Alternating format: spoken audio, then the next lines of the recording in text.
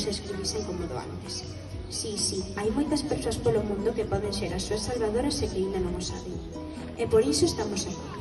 Hai que dicirlle a todo o mundo que se faga doante de médula, porque é importante. E doar sangue tamén é moi, pero que moi importante.